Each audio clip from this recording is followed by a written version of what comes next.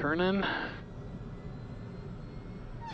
Okay, just before we take off here, just a quick briefing on what the plan is right now. We're in Price Carbon County area.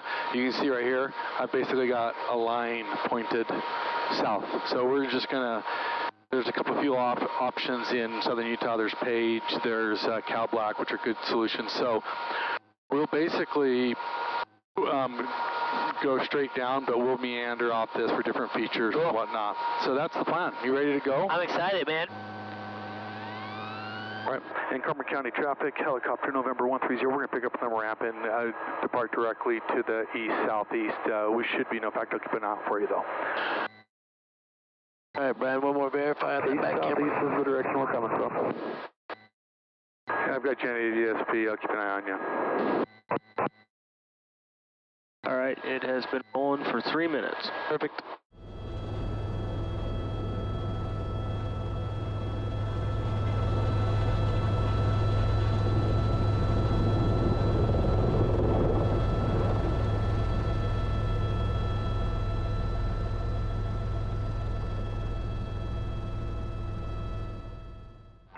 Galland, Skydive 1, I copy. And Carbon County helicopter 130, we are eastbound, we'll be low level. I'll remain east for a while, stay out of the approach corridor for you. Have a good one. All right, thanks. 424 Foxtrot Pop is on a 2 mile 45, midfield downwind, runway 19. We should just do that. Well, we've already been rolling, and I think we'll probably kind of show some of that takeoff and kind of that flight planning there. But quick introduction, this is the Helicopter Podcast Season number 2, and I'm just extremely lucky to be flying in a helicopter with 4 of my favorite people. I'm here with York with iflyheli, Golanbari from EuroTec, and then we got my good buddy Brian Court in the back with us as well. And, we've actually been on a helicopter adventure of a lifetime since yesterday. We took off yesterday from Provo. We flew around some of the most scenic areas that I've ever seen, and went camping overnight. 2 EC-130s, Bell 505 joined us for a bit. So I have to say this is pretty much the most epic helicopter experience I've had. And York, I'm super excited to be a part of this. So thank you so much for having us here for episode number 1 of season 2 of the Helicopter Podcast.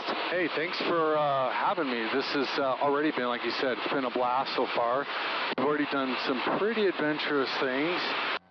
Survived with just a few scrapes and bruises, right, Haas? Oh, yeah. Yeah, Haas did. We did a little trek last night. Haas, he was wearing shorts, actually, shorts and t-shirt all night, all morning.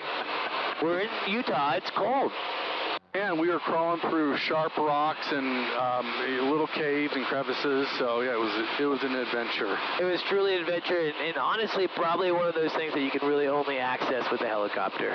Very true. You know, unless you're wanting to hike for a long time. So we're just so excited. The Helicopter Podcast, as we move into season 2, is geared around doing the podcast from an actual helicopter. So I think that this is the perfect helicopter to do it from. We're in the EC-130 T2. I can't wait to learn more about this specific helicopter. Good. Hear from both you and Haas on that. But people know who you are, York. You have a big following on Instagram with iflyheli.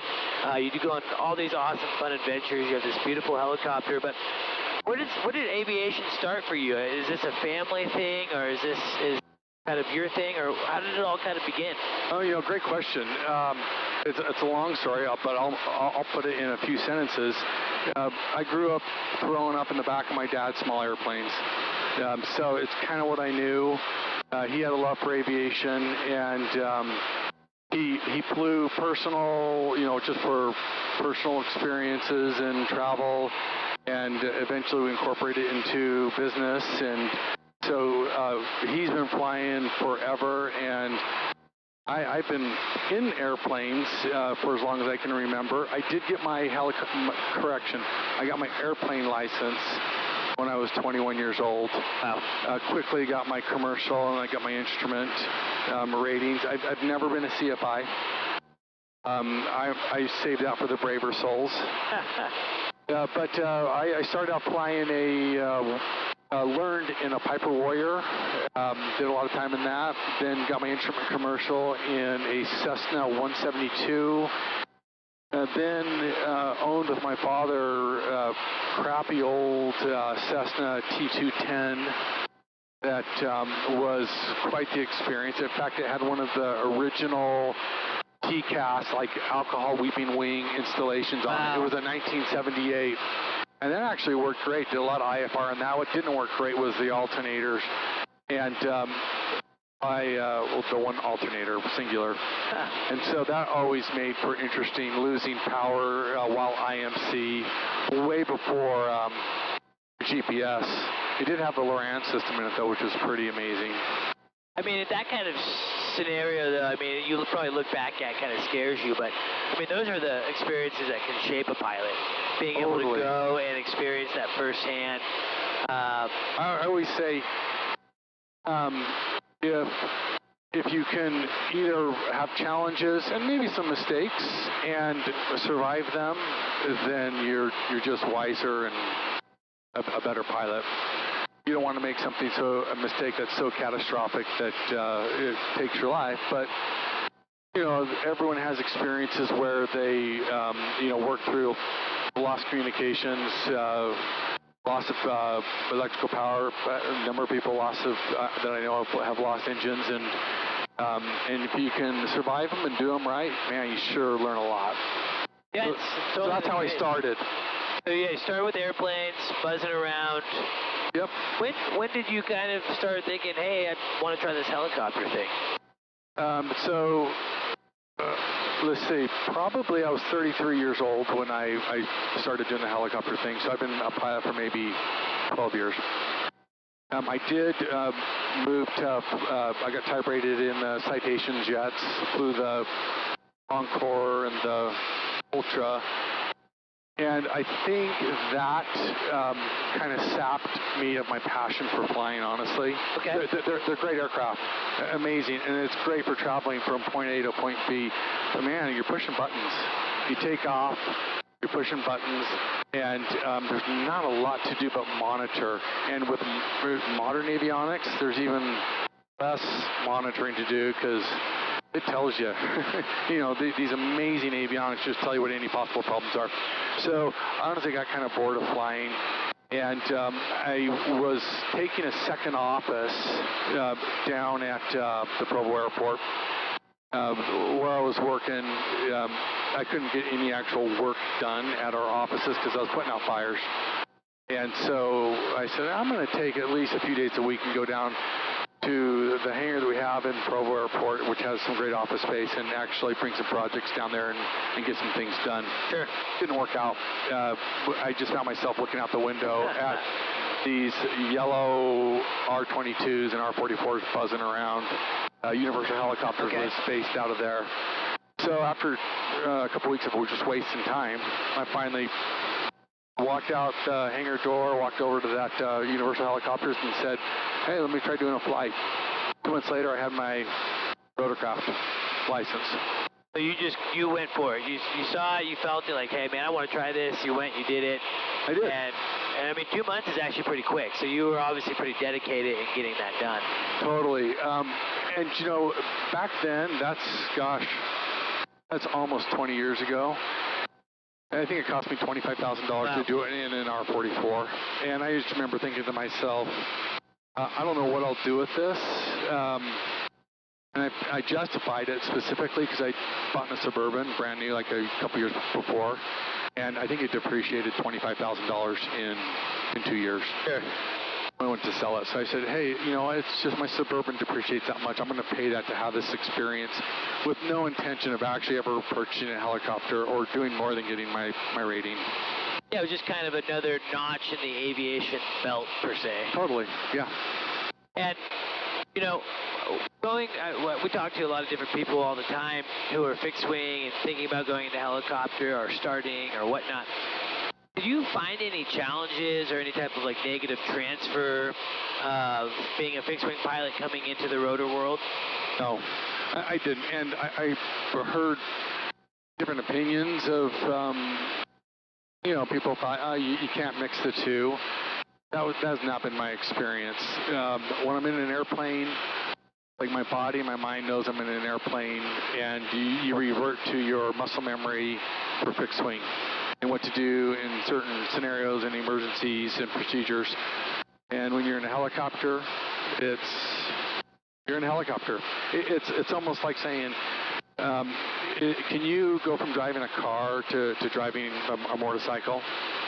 And, you know, is that bad? Are you going to be mixing up, you know, inputs and procedures? Like, no, you know, when you're on a motorcycle, you know it. And it kind of kicks in all your training and the muscle memory, and it works great. I would totally recommend a fixed-wing pilot who wants to get a rotor rating to do it. And I'll joke that if you already have your helicopter license, I wouldn't waste time with the fixed-wing. Yeah, I think we can all agree in this helicopter with that, right? Yeah. You know, one thing, I think you're kind of right? The machine itself is so different than an airplane that it's almost kind of hard to co-mingle or have any, you know, neurotransmitters telling you to do an airplane thing in a helicopter. One thing that I have found, though, is flying different airframes, helicopter specific. Right. I always have to kind of tell myself, you know, for instance, like a B model versus a Long Ranger. Yeah. You know, okay, I'm in a Long Ranger. I need to modulate my throttle. Don't crack that. You know, you're not in a B. So just kind of taking that time and making sure that I'm comfortable when I'm going from helicopter to helicopter. So you started doing the flight training. You finished. Wasn't for anything. You justified it with, hey, it's 25 and my Suburban depreciates in a couple of years. Yeah. This experience was worth it. Now we're in a helicopter, EC-130. Obviously, you bought a helicopter. Yes. But this was not the first helicopter you bought. So what is the first aircraft you bought? What kind of spurred that whole process? I'll answer that question, but first, look outside right here. This is the zone we camped in last night. Yeah. It'll remain undisclosed because I don't want all my helicopter buddies to come and start camping here. It's just too perfect. But it's pretty amazing, right, from the air. Those massive boulders that are the size of houses and Sprinter vans, they don't look that big up here, but once you get down in them, they're amazing. And Haas can tell you they're kind of sharp too, huh? Oh, they sure are. It is so hard. Oh, well, here, I'm sure the camera on the outside is picking these up, so this is the boulder field. And let's just go show these boulders right up here. Oh, it's nice and calm this morning. And no wind last night, which is so nice. Oh, it was superb last night. Look at this big rock just balancing. Yes. So I climbed up on top of that. Awesome. But look at these. Look at just so much to explore in here. Caves and crevices going between these rocks. Okay. Ah, it's beautiful. All right, we'll continue on south. Next stop, by the way, is going to be Red Rock stuff. Very cool. Oh, look at these boulders. I haven't been to this part. Giant. That's like the size of a house. Oh, yeah. Okay, what was the question you asked me? So you got into flight training, finished, but you weren't having any intention of doing what you're doing now, owning helicopters. So good point. What kind of spurred that? Hey, I'm gonna buy a helicopter. Great question. I will say I probably went 4 or 5 years before I actually pulled the trigger and purchased a helicopter. I would go and usually once or twice a year go and to my old instructor, Matt Hewlett, shout out, he's one of the best. And we'd go in an R44 and do, you know, an hour or two of training. So that was about it. And I would usually do that on my birthday time with my birthday present for myself. So in any event, it was probably 5 or 6 years after I got my license. I was at my cousin's house. I was living in Laguna Beach, and he would often tease me about my mechanical prowess, which confused me because I think I'm good. I can put together any piece of IKEA furniture. It might take me a few hours, but and IKEA is no joke, man. That's hard. Right? It is. So anyways, I would often retort. I'd say, hey, I'm a helicopter pilot, or I can fly jet airplanes. I think I can go light your barbecue out there for you. Sure. And that was actually the specific moment. I said, hey, you want me to go light the barbecue? They were feeding us, and I was hungry. I wanted to get him going. And I said, well, I'm a helicopter pilot. I think I can handle it. And he said, hey, You always brag about that. I feel like you could afford a helicopter. Well, why don't you do it? Why don't you have one? And I said, what would I do with a helicopter? Take my friends up in it a couple of times, and then what? And he said, well, I would, because I could keep you busy 24/7 doing aerial and photo work. He is a 13-time Emmy award-winning videographer. Wow. I usually will use the word a dozen Emmys, and he said, no, it's 13. There's a difference. It's probably been more since then. Who knows? But he said he'd keep me busy, and I'm like, huh. Okay, I mean, that's a thought. Driving home, my wife said, York, you should do it. I just sold the business, and I think I was around the house too much. He's like, you need to go do something. You need to go do something. So I did it. It was, I went purchased an R44, purchased some really crappy video equipment that sat on the back seat with the door off. It wasn't even a gimbal, it was a gyro. And I did 2 jobs, I think, with my cousin. And one of which I don't think I got paid on. Neither did he, but still. It wasn't busy 24/7. No, he didn't actually necessarily follow through on the busyness, but you ended up becoming busy. Yes. How'd that all happen? Great question. By the way, quick pause. Yeah, this is incredible. We are hitting Red Rock area once again. It'll remain undisclosed, but you can see it on the outside cameras. We're just weaving through these gorgeous Red Rock canyons. Man, it's just beautiful, especially with this calm air. I love it. We need some music going, but let's keep talking. So, I mean, I was distracted by the beauty. I mean, I have to say, too, I got to set the scope a little bit rock on our right, how it fell. We're going to have our listeners obviously be able to see this with all the awesome GoPro angles that we have. But it's so incredible, you know, just to be able to be around this natural beauty, right? The world's a little tumultuous these days. Everyone's a little uptight or upset or angry, and it's really incredible to come out here in one of man's coolest creations of a helicopter, right? And seeing, you know, this natural wonder, just kind of mixing the two. It's good point. I like it. Yeah, well said. You know, yesterday when we came out before the camping trip, it was kind of a moment that I needed to get away from everything, you know, just be in this gorgeous area. So. It's so serene. That's just unbelievable. Yeah. Unbelievable scenery. Okay, so I went from not very many jobs to a bunch of jobs. Yeah, how'd that happen? Once again, funny story. I always hated social media. My oldest daughter Margie was on it. She was like 14, 15 years old. And it just felt like an invasion of people's privacy. You know, I could already see then that it was not healthy for my girls comparing themselves to, you know, very produced beauty that you see on social media. That's a whole other story. That can be another podcast. But I was kind of against it. And my daughter was getting ready to go serve a LDS mission. For the Church of Jesus Christ of Latter-day Saints in Guatemala. She's going to be gone for 18 months. And we were driving her to the airport, and I was talking about a photo job that I did, and hard to come by. And she said, Dad, you should get an Instagram just to promote your helicopter stuff. You don't have to put, family birthday parties on there and whatever, but you should do that. And I said, really? She says, it's the wave of the future. It's the way to advertise yourself. And I said, okay, I'll give it a try. And so in a short drive to John Wayne Airport, between my wife and my daughter and myself, we came up with iflyheli. And Margie set it up for me. She pre-populated with like a dozen aerial shots that she had taken. And then that was, look at this, by the way. This is crazy. Oh, man. This is just absolutely unbelievable. Wow. It doesn't get better than that. Doesn't get better than this. So I set it up.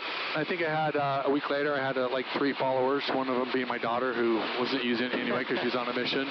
And I did a flight. I got kind of lucky landing this flight. Another pilot was supposed to do a photo flight. His helicopter was in maintenance, and he said, can I borrow your helicopter? I said, there's just a couple things I don't share, like my toothbrush, my helicopter, but, my truck, sure. So I said, I'll tell you what. I said, I'll fly it for you. He says, no, I don't want you to steal this client. I said, well, come with us and protect your client with that relationship. And it was a guy named, I remember it still, Ravi Bora. Go look him up. I think it's like Ravibora. He had like, I don't know, 700, 800, 900,000 followers. I didn't know that at the time. We did this flight that he had commissioned us. We're on the ground. He's paying me. He's paying the other pilot who had arranged it a little bit also. And he said to me, he said, hey, would you like me to like tag you on Instagram? I said, I'm not sure what that means. And he said, do you have Instagram? I said, I do. I got it like a week ago. And he said, okay, you want me to tag you. Trust me. And I said, okay. And he said, I'm going to send you half a dozen pictures, you know, maybe a couple a day for the next few days. And you post them. He says, you tag me. This is how you do it. Now, I'll tag you. And, you know, we'll talk about it, the experience in the description. And he says, and yeah, you'll get a lot of photographers. And I think 10 days later, I had 4,000 followers, most of which were either photographers or, you know, fans of Ravi's photography. It's kind of funny how things work that way. I mean, so here you are now, where very much of your life is revolved around iflyheli with your Instagram page and your following. And some people don't even know my name. It's York Galland, by the way. They think it's iflyheli. and so it's just kind of funny how life works sometimes, where your daughter is on her way to her mission trip. Yep. You suggest Instagram. Then this famous photographer scores a ride where you get to take him for the ride, and you learn about tagging and kind of how that all worked. Right. And so from that point, once you started kind of gaining followers, I mean, is that really when you saw things start to change? Like, oh man, I'm becoming extremely busy. Yes, and I quickly realized that, oh wow, now I've got options, and so I didn't take every request. In fact, I had to turn most down, honestly, because there were so many requests. And so really quickly, I went from, you know, being willing to do anything to, it's like, oh, I want to pick the experience. And so I found myself wanting to, like, if there was a photographer I was actually familiar with, I'm like, oh my gosh, they wanted to hire me. Chris Burkhart's one of them. I'm like, heck yeah, you know, I'll pay to go with Chris. Yeah. And I will say this, yes, I quickly, and went from photography, then I ended up investing, you know, in state-of-the-art gimbals and cameras, and did a lot of that. I would say the coolest part about all of that were the people that I met. I mean, look, we're, the three of you are friends of mine. And they're not fake relationships. We're actually, we can rub shoulders. Totally. You know, we're together. We're having these experiences together. It's not just a digital relationship. I'm sure I've had hundreds, maybe a couple thousand passengers over the years. And almost everyone has been a really cool experience, because you're locked in a cockpit together doing something. And, you know, you got to get to know each other. And I would say that, gosh, my wife threw me a surprise party for my 50th birthday, and she did that for my 30th also, and I don't know how you could surprise me, but she pulled it off on both. I started looking, I had some family at this, and there was a hangar full of people, and I started realizing that everyone in there were people that I'd met really via social media. Wow. And social media specifically, and flying helicopters. And so it really, you know, most of my real friends, not all, but most, have come through this helicopter, through iflyheli. So it's been an absolutely amazing experience for that. Never would have guessed it way back when. It's so cool. It's great how we try so hard to plan things in life, and then it's just fun to kind of see how what we plan usually doesn't happen the way we think. Rarely. We end up in such a better position. Right. And with the helicopter thing, I think that, I'm biased probably, but I love the industry and the community of helicopter pilots, maintainers. it's this common passion, you know. My wife probably hated it, but when I worked at Maverick, you know, the guys would come over, and every time they come over, we just talk about helicopters. And when you say guys, that's a huge organization. Yeah, I mean, I think a lot 70, of pilots. 70 when I was there. Wow. And it always boggled me how we could literally just talk about helicopters. Totally. All the time. Like, Yep. that's all we ever talked about. And, you know, I think that's kind of a unique thing and a passion that only a very little portion of the world will ever get to experience this, let alone being the guy that's controlling the helicopter. So I think it's pretty neat. So you're in the 44. Yep. Did you like the R-44? I actually loved that R-44, and I was flying at John Wayne at the time, so I was at sea level. You know, it's a normally aspirated. What's the actual engine, Hosh? You probably know. Is it Lycoming or something? Yeah, Lycoming. Yeah, IO 540. Yeah, and so, yeah, with a little bit of heat and a little bit of altitude, you know, it's a dog. But I learned so much in the aircraft. If you understand its limitations, it really is a reliable aircraft and a great aircraft. Probably the most important lesson that I learned by starting out in the R-44, I've never been in an R-22 or a 152 we were talking about yesterday. So I haven't had we that gotta get you in an R-22. I think you like it. I got to do it once. But you know, you can't fill it full of fuel and for, you know, big guys and just go. It just has these limitations Sure. on weight. So there's always this fine balance of weight, because the whole point of a helicopter is to work or to do something, to bring people or things places, and so that's its purpose. And the more you can do, the further you can go, the better. So the R-44, man, you are pulling out the charts, or now the iPad these days, and you're making some really tight calculations, saying, you know, I can do this route with this much and land with, you know, 20 minutes of reserve, but I cannot deviate from that route if I'm going to take this payload. And so you really get it down to a science. And it only takes you once or twice to go, you know, at the request of the photographer, hey, can we do one more circle around, you know, the Hollywood sign? You realize pretty quick, if you do that, then in an R-44, you may not make it back to John Wayne. Yeah. You might have to go land somewhere else to get fuel. And if it's at night, if it's unfamiliar, you might make a bad decision and try to push it and go. So it's a great aircraft. It's good for beginners because it really makes you learn your craft, literally the craft and your craft of flying, because it's kind of unforgiving in certain circumstances. Where in some, you know, like an R-66, man, you can load that up with 5 people full fuel and it'll go land, you know, depending on the density altitude, but you know, you can go land at 10,000 feet in that thing. Yeah, pretty good performance. And so you can say, it'll do it.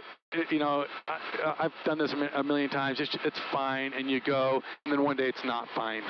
And so that's why it's good to start in that R-44. I love that machine. I will say, I was doing some video work up in the Rockies, and man, you get above 7,000 feet, especially if you're trying to go slow or land.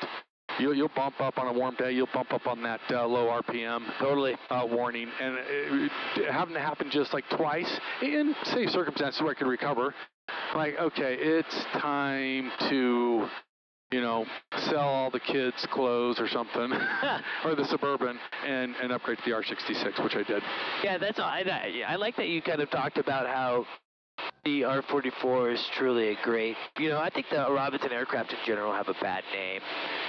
You know, you go on unfairly. You go on social media, and you know, everyone has a pretty strong opinion. And if you love it, you love it. If you hate it, you really hate it. Right. And Brian and I specifically, we work with a lot of clients that are just getting into helicopters, and they kind of want to skip the R-44 step. Check this out. Autopilot. We'll talk more about that. Oh, beautiful. Take a drink. Yeah, I like that. I need a little water too. They kind of want to get through their training in the R-44, and then they want to move on. You know, hey, I want to get into a 407, I want to get into a A-Star. And it's possible, it's doable, but quick, being time able out, to... sorry. Oh, yeah. I'm putting this, by the way, in an actual cup holder. Thanks, EuroTec. Nice job, Haas. It's a real cup holder. Finally. So sorry to interrupt. No, you're totally good. But you know, the R-44 is, like you said, it's a great aircraft to sharpen your pencil and to really hone in. You know, 200, 300, 400 hours in an R-44 is going to really set you up to have a really good foundation moving forward into these larger airframes like the 130. Totally. You're going to hear the autopilot coming off. There it is. So we can kind of skip through. I know that you did the R66, but then you were actually, I'm kind of more interested to hear you're an early adapter of the Bell 505. Adopter. Yes, thank you. You had an adapter. Adopter of the 505. Love to hear a little bit more about that aircraft. I'm kind of unfamiliar. I know that there's been some issues here and there, but it sounds like by and large you had a pretty good experience. I did. And I'll just say briefly, I had that R66. I think I put 1,200, maybe 1,400 hours on that thing and flew the heck out of it. And it was so reliable, so dependable. It's a great owner operating machine as far as, relatively speaking, price to acquire and to operate. And if you know its limitations, which is really that turbine lag, you know, it doesn't have a FADEC. If you know it and you understand it and you fly it right, then it is a great machine. But for our listeners that may be just kind of flying piston for now, not getting the turbine yet, when you say turbine lag, what is that referring to? So if you've ever driven an older diesel truck, especially, when you step on the accelerator, it thinks about it for about 2 seconds and it starts to spool up and eventually it kicks in and you pull into traffic 5 seconds later, right? Yep. Same thing. It takes a minute for these turbines to really wind up and to give the power that you just asked, especially since it's governed, and which means that you're going to pull some pitch in, so you're going to put a load on that engine and it's going to respond, so it's going to react. And it's going to take a little bit of time to react and to give you the fuel and the power that you need. If you're pulling more and more pitch, you can never quite catch up with what it needs to give you. And that can be catastrophic. At the very least, you're going to get turbine lag, which means you need to input the power you're going to need in 5 seconds from now. So you're always thinking ahead. And if you pull in the pitch too quick, you got to be in a position where you can back it off a little bit and let it catch up. Sure. So that's the turbine lag. Once again, if you fly it right, and that thing will take you north of 10,000 feet all day. So yeah, you enjoyed the 66 then? Loved it. Now, did you have standard setup in your cockpit in the 66? I know a lot of them, the 2015 and newer and some of the older ones being retrofitted have the glass cockpit now with the TXI and the 750. Yes. Do you have all that? I had the Aspen, and Aspen's an okay solution, especially for retrofitting, I think, older aircraft. Sure. I wasn't crazy about it. It's not like some of them now that have the 500 or the 500 TXI, which is amazing, which is what this is. Yeah, the TXI is. In fact, I think it was literally my last flight. I said, I can't wait for the Garmin in my next aircraft because I'll be able to know what my winds are. And the pilot was with said, well, this tells you your winds. I said, where? He goes, right. Pointed this little, goes right there. That's showing your winds are coming from that direction at 5 knots. I said, oh, it's been there. It's been there the whole time. Been there the whole time and never even knew. So that's my fault. But no, so it was pretty bare bones. I did install after the fact a heli SAS in it. Very cool. Yep, and it was great. So it was a good machine. But once again, I got to the point where I put so many hours on it, it was either going to start losing value and be hard to sell. And so, I either had to stick with it to the end or sell it, so I sold it. And went with the Bell 505. I'd been following the 505. I was really excited about the really clean cockpit, the G1000. I was excited about the flat deck and the ability to remove seats and for a multi-mission, multi-purpose machine.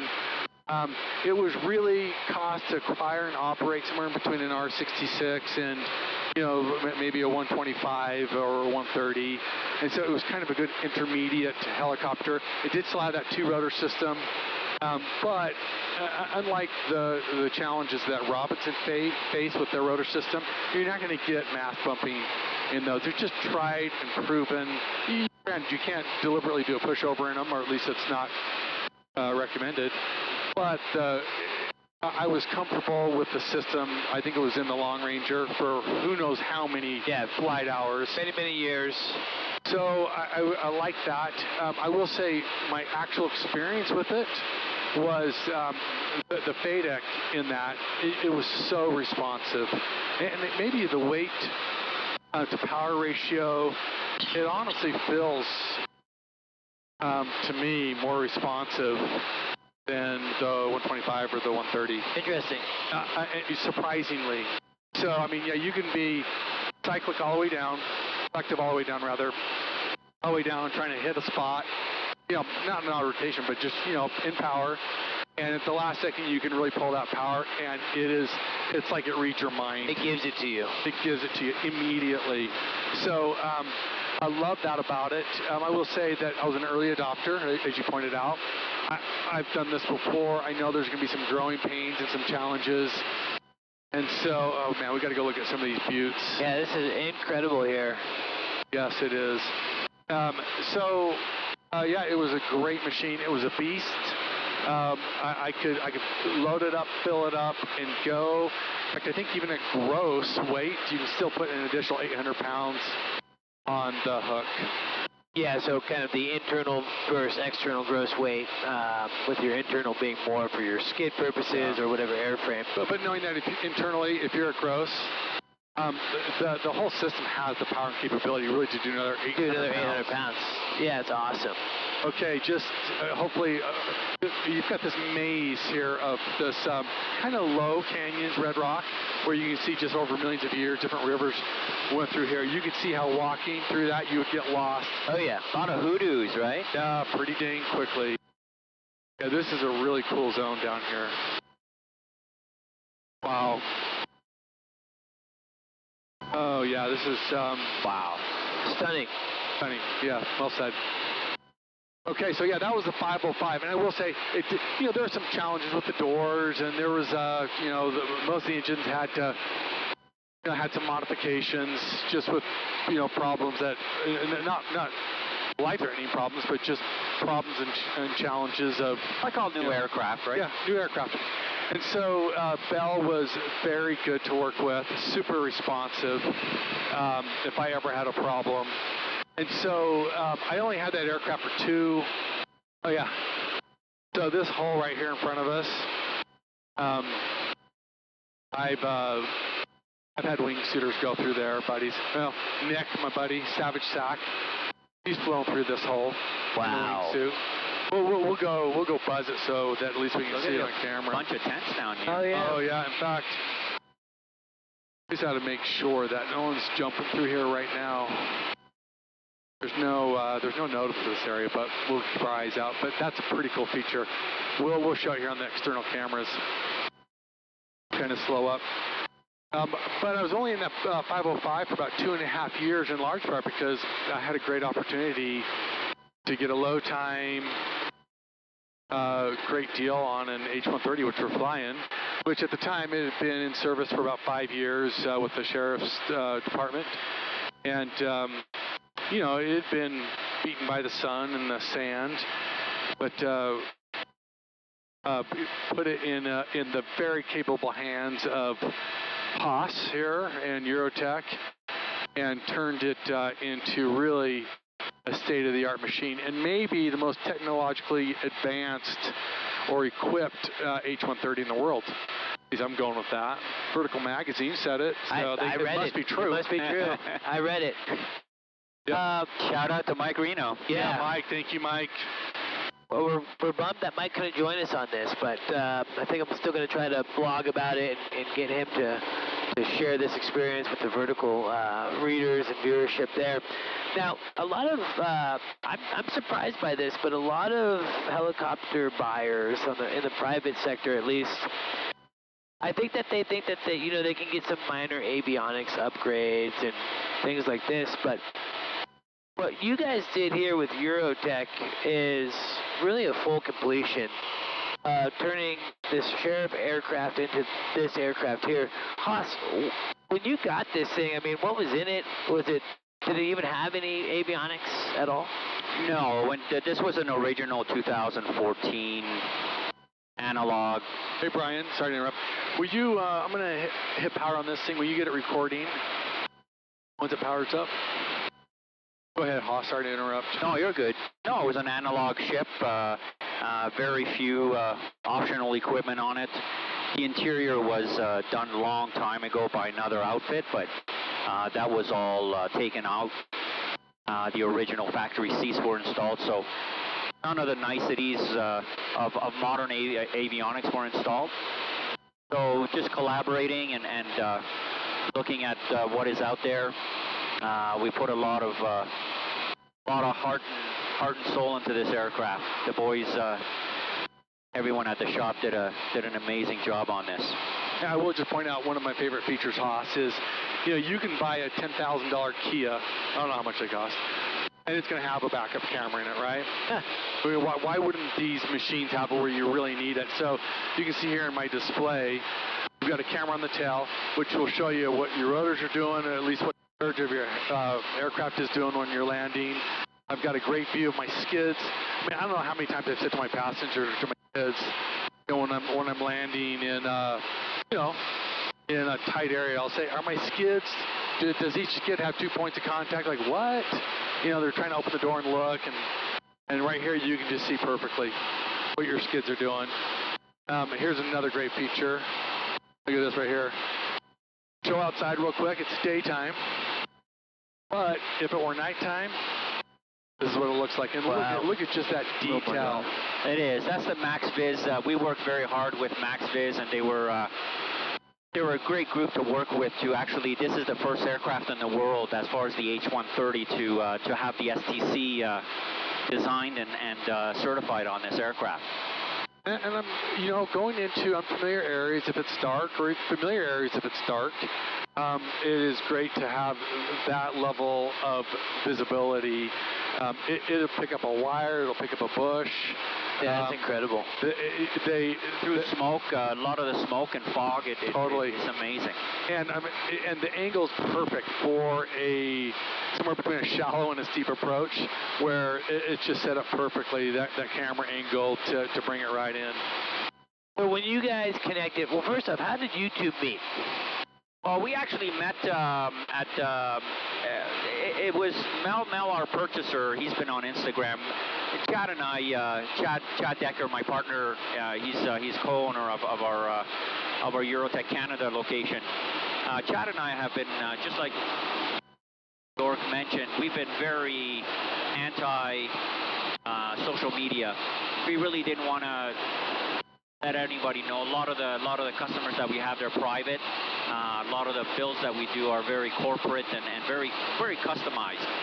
So we tend to work closely with the clients and keep it that way. We deliver the aircraft and that's the end of it.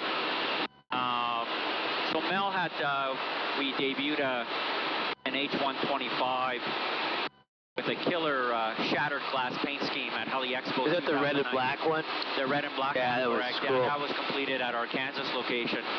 And we had our a wrap company from Toronto that from Jukasa come down and wrap it for us in a 3 days, the short time that we have to prepare the aircraft for the booth. And it just happens that we were right across Airbus, our booth, and Mel saw Nick and York, and I think Madison was with them as well. And a group of the guys that are on Instagram, and Mel has been following iflyheli for the last maybe 6 or 7 months, and he pointed out, he goes, "Haas, there's the guys from iflyheli." So we had a very nice presentation. The booth looked amazing, the aircraft looked amazing, and the group kind of came to our booth, got to know them a little bit, exchanged business cards, a little bit of phone numbers, and Madison at that time was looking for an H-125. He had an R66 that we helped sell for him, and so kind of I flew down to Provo and met with his brother and looked at a couple of aircraft, and I said, "Hey, I'd love to meet your older brother." And that's what happened. I just happened to go to Spanish Forks Airport, where he had his Bell 505 at that time, and just talking, and he said, "Yeah, I'm ready to move into a newer, larger aircraft." And as he mentioned earlier, the 130 was one of his go-to machines that he always wanted. Hey, quick interruption, guys. I got to tell you. So just so the viewers know our general location, because this is a feature that most people recognize. It's Factory Butte in central Utah. And we'll go fly over it, but man, this is just one of my favorite features. I remember when I first saw it, I had actually a Cineflex mounted with about 3 minutes left on my card, and I took a video of it and I posted it, and I said, came upon this unknown butte in central Utah, and it's actually a really cool clip of it, and I think 100 people responded immediately. No, that's Factory Butte. We all know where it is. I'm like, dang. But it's pretty amazing. This whole area is, oh my gosh. Just all these features around it. I'm sure the cameras are picking it up. Is just breathtaking and amazing. And we'll go beyond it a little bit to Swing Arm City, which is open to motorcycles and off-road vehicles, and it's a destination spot. People come from around the country, if not world, to go ride there. It's shown in a lot of movies and whatnot. I might be biased, but the best way to see this stuff is in a helicopter. I know. Especially the 130. I mean, this is like, I feel like I'm almost in like a virtual reality. I mean, it's just such a big viewing space. It really is. Open window. You're feeling like you're like at the OG, I think it was called the Cross California or something at Disney. Totally, like Soar. Yep. Yep. You feel like you're doing that, but it's in real life. Yeah, have you camped up here, York? No, not on Factory Butte. I don't even know if that's permissible. I doubt it is. And as you can see from the top of it, yeah, it's a little. There's not even a really good flat spot to do it. Wow. Look at that, right? Helicopters. Gotta love them. I worked at Bombardier for about 5 years on Global Express in the 700, 900 series, and you know, just like you said earlier, flaps come down, gear goes up. There's really no moving parts. It's really intense when you're meeting Mother Earth at 100 plus miles an hour on a runway, but short of that. You certainly can't do a fly over a butte and nose it down and see it like this. Yeah, it is kind of funny. Even still, when I get back in and fly a jet or even on my Kodiak, I'm like, oh my goodness, we are coming in hot, 60 miles an hour, 70 miles an hour in that Kodiak. But still, just something about being able to ease in a helicopter, take your time, check your surroundings, go around if you want to, or back up if you need to. It's just a really incredible machine. I mean, helicopters are. I'll describe it this way. It is as close to becoming like Superman as you will ever get. Totally. Like, you can stand there or sit here, pick it up, turn around, hover, go straight up, cross a state. It's like being Superman. Mind you, my old boss, Richard Cooper, used to, which flies MiGs right now, MiG-15s. He's got one of the only MiG-15s in Canada, and he's got an L-39. Wow. He's, and we've done a lot of trips like this with him and his brother Gord, but Richard used to have a saying that the next best thing to the space shuttle as far as expense is owning your own helicopter. Wow. So the most expensive way to fly. But you can't beat this.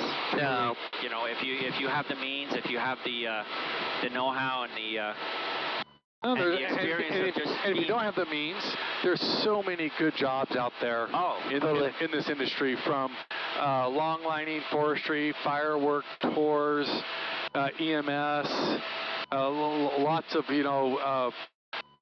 flying out for oil companies and survey companies. So many opportunities. Breathtaking. Part of hosting a podcast is you have to be a good listener. It's hard to, it's when I'm looking at all this, I'm just like, I'm going to get in a candy shop. I mean, this is probably one of the most beautiful things I've ever seen. Yep. Well, and this, by the way, is the joy of flight, is having passengers see something, even if they're seasoned helicopter pilots, like the folks in here, is just to see something new from this perspective. Oh, it's insane. And just watch their reaction when they when they smile or giggle or cry. Yeah. I felt like a little teary-eyed yesterday when you had the music going. Oh yeah. And we were going to the Red Rock area. I was like, oh my goodness. So that's kind of engineered. You know, it's a science for me. I know what songs and what angles to really kind of produce those emotions. Yeah, it was incredible. At the spot.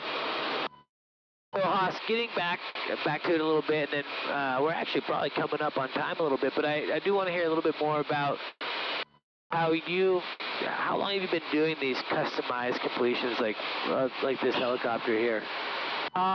We've been doing it for about 10 years. EuroTec Canada has been 10 years. Our U.S. office has been for 21 years. I guess our customization really blew up in the last 6 years. So you mean Hossamization? Hossamization, yes. It's been great word. Known to be that word's been used a little bit for good reason. and again, yesterday we were talking about surrounding yourselves with the right people. I wouldn't be able to produce something. This isn't Haas. The Hossamization just comes with my name. But I truly am, and both of us, Chad and I, are blessed to have incredible technicians that can provide things like this. We got great vendors from Impact Aero that does our interiors, Gentle Refinishing that does our paint. But it's the heart and soul of the guys that every day they come to the shop and they have a pure attention to detail. No one can, and when I say no one, I'm obviously biased, but we truly do take care of every step of the way, and Chad puts it the best way is that we take care of the whole life cycle of the aircraft.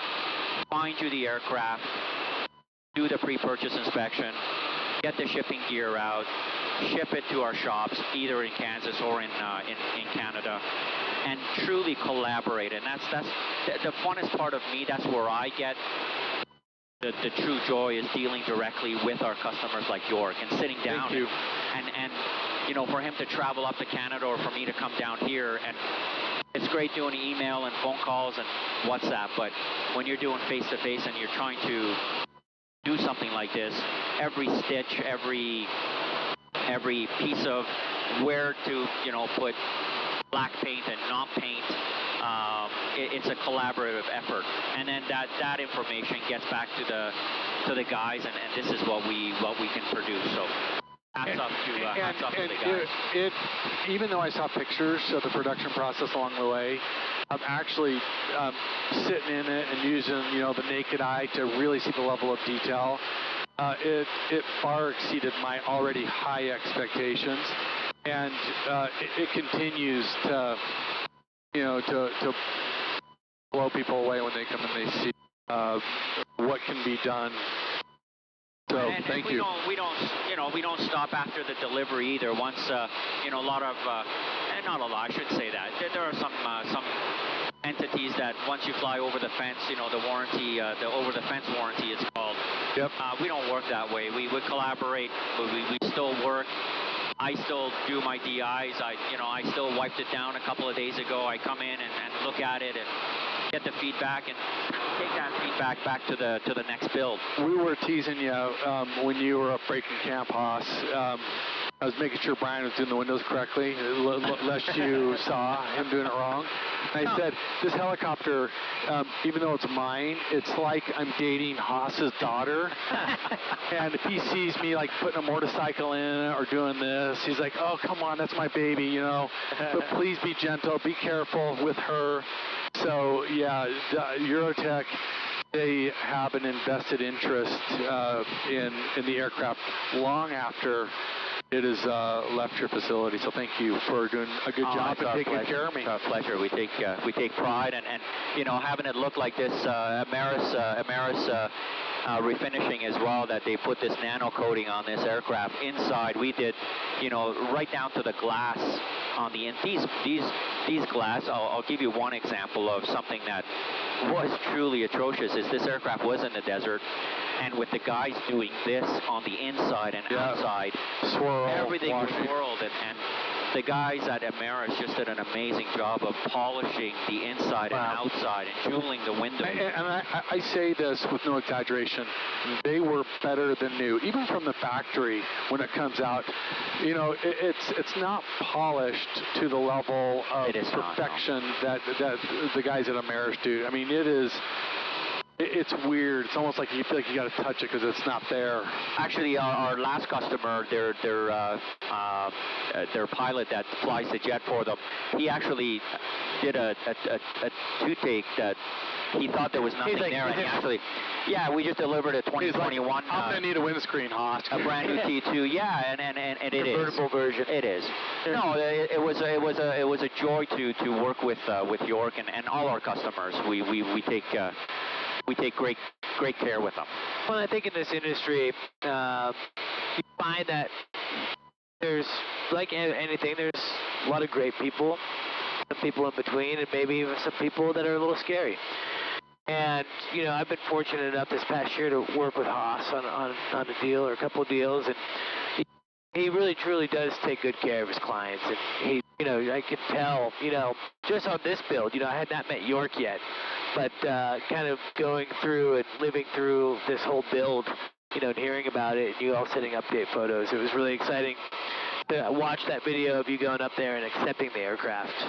Yeah, that was a great day. Well, we thought about it because this was actually going to be debuted at. We built this collectively together to have it at the Heli Expo in 2020 in New Orleans. So we did a little bit of canceled. Which was canceled, unfortunately, but we did provide a live Instagram feed and the lights and the music and the red carpet, and that's what he deserved. You know, we're blessed to have the experience and the business from him, but we thought, why take away that whole debuting and really showing off our craftsmanship at the show. So, and after the podcast, we're going to do a little post video, so make sure that you all stay tuned past the podcast and the video.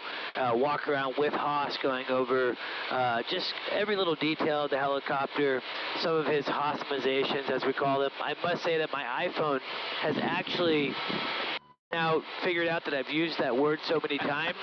Oh, when I start typing Haas, there you go. I get a predictive text for Haasmization. So, well, York, Haas, guys, thank you so much for being part of this very first, I think we're going to call it the first in helicopter podcast. I think we should. Why not?